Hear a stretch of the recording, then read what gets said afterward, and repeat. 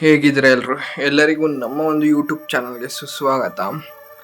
ಇವಾಗ ನಾನು ನಿಮ್ಮೆಲ್ಲರಿಗೂ ಗೊತ್ತಿರೋ ಕ್ರೈಮ್ ನ್ಯೂಸ್ನೇ ಹೇಳಕ್ಕೆ ಕೊಡ್ತಾ ಇದ್ದೀನಿ. ನೀವೆಲ್ಲರೂ ರೀಲ್ಸಲ್ಲಿ ಸೋಷಿಯಲ್ ಮೀಡಿಯಾದಲ್ಲಿ ಎಲ್ಲಾದರೂ ಒಂದು ಕಡೆ ಈ ನ್ಯೂಸ್ ಕೇಳಿರ್ತೀರ. ಇದೇ ವೀಕಲ್ಲಿ ನಮ್ಮ ಬೆಂಗಳೂರಲ್ಲಿ ನಡೆದಿರೋ ಅಂಥದ್ದು. ಯಾವ ನ್ಯೂಸ್ ಯಾವುದು ಅಂತ ಈಗ ಹೇಳ್ತೀನಿ ಬನ್ನಿ. ಅದೇ ನಮ್ಮ ಫ್ಲಿಪ್ಕಾರ್ಟ್ ಬಾಯ್ನ ಒಂದು ಅಸಭ್ಯ ರೀತಿಯ ವರ್ತನೆ. ನೀವೆಲ್ಲರೂ ಸೋಷಿಯಲ್ ಮೀಡಿಯಾದಲ್ಲಿ ಬ್ಲರ್ ಆಗಿರೋ ವೀಡಿಯೋಸ್ ನೋಡಿರ್ತೀರ. ಒಂದೊಂದು ವೀಡಿಯೋದಲ್ಲಿ ಬ್ಲರ್ ಆಗಿಲ್ಲ, ಹಾಗೆ ಬಿಟ್ಟಿದ್ದಾರೆ. ಕೆಲವರು ಕಾಂಟೆಂಟ್ ಕ್ರಿಯೇಟರ್ಸ್ಗಳು ಇದ್ರ ಬಗ್ಗೆ ಒಂದು ಮಾತುಕತೆಯನ್ನು ಆಡಿಬಿಟ್ಟಿದ್ದಾರೆ. ಕೆಲವರು ಮಾತಾಡೋಕ್ಕೆ ಕೂಡ ಅಂಜಿಕೆ ಅಥವಾ ನಾಚಿಕೆ ಪಡುವಂಥ ವಿಷಯ ಇದು. ಯಾಕೆ ಅಂತಂದರೆ ಈ ಘಟನೆ ನಡೆದಿರೋದು ಮುನ್ನೆಕೊಳಲ ಅನ್ನೋ ಒಂದು ಏರಿಯಾದಲ್ಲಿರೋ ಅಪಾರ್ಟ್ಮೆಂಟಲ್ಲಿ. ನಾರ್ಮಲಾಗಿ ಅಪಾರ್ಟ್ಮೆಂಟಲ್ಲಿ ಒಂದು ಹುಡುಗಿ, ಯಂಗ್ ಏಜ್ ಹುಡುಗಿ ಇದ್ದಾಳೆ. ಅವಳು ಒಬ್ಬಳೇ ಇದ್ದಾಳೆ. ಅವಳು ಒಬ್ಬಳೇ ಇದ್ದಾಗ ಅವಳು ಯಾವುದೋ ಒಂದು ರೀತಿ ಐಟಮ್ ಆರ್ಡರ್ ಮಾಡಿ ಅದು ಅವಳ ಮನೆ ಹತ್ತಿರ ಬಂದಾಗ ಆ ಡೆಲಿವರಿ ಬಾಯ್ ಇದನ್ನೆಲ್ಲ ಗಮನಿಸಿ ಅವನ ಹೆಸರು ನೀವು ಕೇಳೋದಾದರೆ ದಟ್ ಈಸ್ ಸಸ್ಪೆನ್ಸ್. ಯಾಕೆ ಅಂತಂದರೆ 22 ವರ್ಷದ ಆ ಡೆಲಿವರಿ ಬಾಯ್ ಏನಿರ್ತಾನೆ ತನ್ನ ಆರ್ಡರನ್ನು ಕೊಟ್ಟು ವಾಶ್ರೂಮ್ಗೆ ಹೋಗಬೇಕು ಅಂತ ಕೇಳ್ತಾನೆ. ಅವಳು ಎಷ್ಟು ಕೇಳಿದ್ರು ಒಪ್ಕೊಂಡಿಲ್ಲ. ಆದರೂ ಇಲ್ಲ, ಅವ್ನು ಫೋರ್ಸ್ ಮಾಡಿ ನಾನು ಹೋಗಲೇಬೇಕು ಅಂತಂದಾಗ ಸರಿ ಓಕೆ ಅಂತ ಬಿಟ್ಟಿದ್ದಾಳೆ.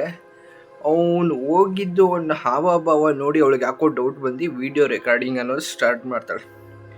ಅವನು ಬರಬೇಕಾದ್ರೆ ಹಾಗೆ ಸುಮ್ಮನೆ ಬರಲಿಲ್ಲ, ಪ್ಯಾಂಟ್ ಜಿಪ್ ಓಪನ್ ಮಾಡಿ ಹಾಗೆ ಬರ್ತಾನೆ. ಅವಳು ಏನು ಮಾಡ್ತಾಳೆ, ಅವಳಿಗೆ ದುಃಖ ತಡೆಯೋಕ್ಕಾಗೋದಿಲ್ಲ. ಅಳ್ತಾನೆ ವಿಡಿಯೋ ಮಾಡ್ಕೊಂಡು ಯಾಕೆ ಹೀಗೆ ಮಾಡಿದೆ.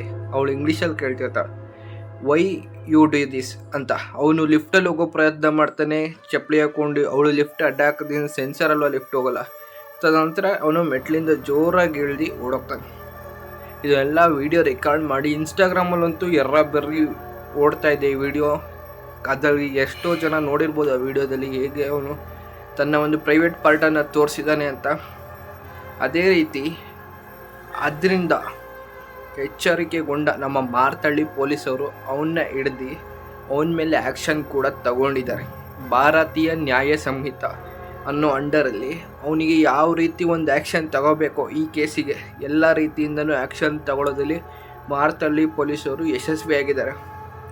ಸರಿ, ಅವನ ಮೇಲೇನೋ ಆ್ಯಕ್ಷನ್ ತಗೊತಾರೆ ನಮ್ಮ ಪೊಲೀಸವರು, ಸರ್ಕಾರದವರು. ಆದರೆ ಅವಳಿಗೆ ಬಂದಿರೋ ಭಾವನೆ ಅಥವಾ ಆಗಿರೋ ಭಯ ಬೇಜಾರಾಗಿರ್ಬೋದು, ಅದು ಒಂದು ಸತಿ ಬಂದಮೇಲೆ ಮತ್ತೆ ಹೋಗ್ಸೋಕ್ಕಾಗೋದಿಲ್ಲ. ಯಾಕೆ ಅಂತಂದರೆ ಇಡೀ ಕರ್ನಾಟಕ ಕಾಲೇ ಈ ವಿಷಯ ಗೊತ್ತಾಯಿತು.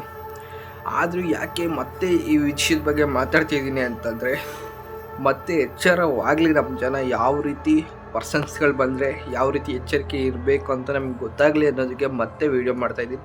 ಹಾಗೆ ಯಾರೆಲ್ಲ ನಮ್ಮ ಒಂದು ಯೂಟ್ಯೂಬ್ ಚಾನಲ್ನ ಸಬ್ಸ್ಕ್ರೈಬ್ ಮಾಡಿಲ್ಲ ದಯವಿಟ್ಟು ಈ ಕೂಡ ಲೈಕ್ ಮಾಡಿ, ಶೇರ್ ಮಾಡಿ, ಸಬ್ಸ್ಕ್ರೈಬ್ ಮಾಡಿ, ತಪ್ಪದೆ ಸಬ್ಸ್ಕ್ರೈಬ್ ಮಾಡಿ. ಧನ್ಯವಾದ.